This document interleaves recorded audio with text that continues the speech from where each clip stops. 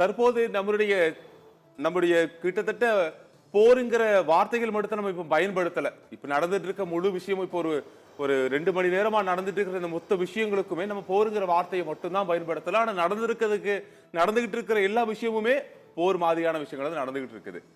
மக்கள் அங்கிருந்து பதுங்கு குழிக்கு போயிட்டாங்க. எல்லா பக்கமும் கரண்ட் சப்ளை கட் ஆயிருச்சு. ராணுவம் வந்து முழு வீச்சுல எல்லைகள் நிறுத்தப்பட்டாச்சு. இப்பவும் தாக்குதல் நடந்துகிட்டு இருக்குது. பாகிஸ்தான்ல இருந்து இந்தியா மேல தாக்குதல் நடக்குது. பதில் தாக்குதல் நாமளும் பண்ணிட்டு இருக்கோம். ஒரு 5 இடத்துல முக்கியமான ஒரு 5 இடங்கள்ல ராணுவ நிலைகள் மேலையும் முக்கியமா அரசோட ராணுவ தளங்கள் மேலதான் நம்ம பண்றோம், பொதுமக்கள் மேல பண்ணல. சோ இனி நம்முடைய தாக்குதல் எந்தெந்த கட்டத்துக்கு மூவ் ஆக போகுது, குறிப்பான நம்ம இஸ்லாமாபாத் தான் நம்ம சொல்லிட்டு இருந்தோம். அங்கதான் வந்து முழு வீச்சிலான தாக்குதல் அடுத்த கட்டத்துக்கு மூவ் ஆகிறதுக்கான வழிகள் இருந்துச்சு. இதுக்கப்புறமும் பாகிஸ்தானுக்கு எந்தெந்த இடத்துல அந்த தாக்குதல் நம்ம வந்து எந்தெந்த இடத்துல அந்த தாக்குதல் நம்ம நடத்துறதுக்கான வாய்ப்புகள் நாமளுக்கு அதிகம். பாகிஸ்தான்ல எல்லாம் அம்யூனிஷன் டப் இங்க இருக்குது, சப்ளை செயின் கட் பண்ணுவாங்க, corps headquarter, divisional headquarter அந்த இடத்துல அட்டாக் பண்ணுவாங்க. அங்க கோர் ஹெட் குவார்ட்டர்ல ஆர்ம்ஸ் அண்ட் அம்யூனிஷன் டப் ஒரு கோர் இருக்குது, கோரு கீழே 3 டிவிஷன் இருக்குது. டிவிஷன் தான் ஃபைட்டிங், அந்த பிரிகேட் ஹெட் குவார்ட்டர்ல அட்டாக் பண்ணுவாங்க. ஒரு முக்கியமான இடத்துல இப்படி ஒரு இடத்துலயும் த்ரோ அவுட் பார்டர் பண்ணுவாங்க. பாகிஸ்தான் இப்போ என்ன ஆச்சுன்னா ஜெய்சல்மேர்லேருந்து பரமுலா வரைக்கும் உள்ள பார்டர் போஸ்ட்ல ஹெவி ஆர்ட்லரி ஷெல்லிங் ஃபயரிங் நடத்திக்கிட்டே இருக்காங்க. அதை ரிட்டாலியேட் பண்ணுவாங்க. இனிமேல் என்ன கிராஸ் பண்ணுறது தான்.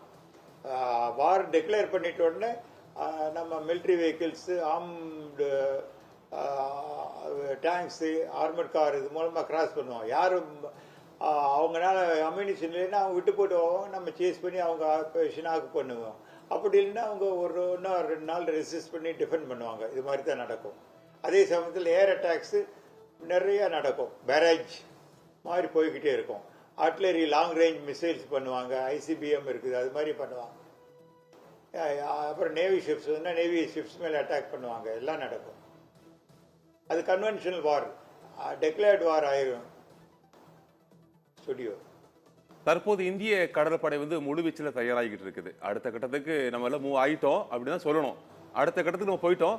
இப்போ வந்து பாகிஸ்தானுடைய தாக்குதல் எல்லை ஒட்டுநாப்பிலேயே தான் இருக்குது. அவங்க உள்ளது வருவாங்களா, இல்ல அந்த எல்லை ஒட்டை தான் தாக்குதல், அவங்களோட தாக்குதல் தீவிரப்படுத்தப்படுமா, இல்ல ஜம்மு காஷ்மீர்ல தான் அவங்களுடைய முக்கிய தாக்குதல் இருக்குமா, அதுக்கு அவங்க எந்த மாதிரியான தாக்குதல் நம்ம மேல செலுத்துறதுக்கான வாய்ப்புகள் அதிகம்?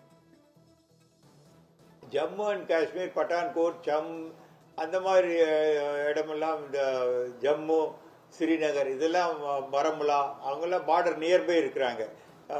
பரமுலாவில் ஒரு 10-12 கிலோமீட்டர், அதே மாதிரி ஜம்மு வந்து 10 கிலோமீட்டர் பார்டர் ஏரியாவில் இருக்குது கொஞ்சம். ஸோ அதனால் அந்த இடத்துல அவங்க வந்து அட்டாக் பண்ணிக்கிட்டே இருப்பாங்க. பட் வார்னு டெக்ளேர் பண்ண உடனே அவர் ஃபர்தர் மூவ்மெண்ட் இருக்கும். அவங்க ஈஸியாக உள்ளே நுழைய முடியாது. நம்ம இப்போ ஃபோர்ஸ் அப்போசிங் எகைன் ரிட்டாலியேட் பண்ணிக்கிட்டு இருக்கிறாங்க. ஸோ மோர் நைட்டுக்குள்ளே அம்யூனிஷன் தீர்ந்துடும். அதுக்கு பிறகு என்ன நிலைமை, அவங்க Pakistan country level international pressure இதை பொறுத்து ஃபர்தர் மூவ்மெண்ட் இருக்கும்.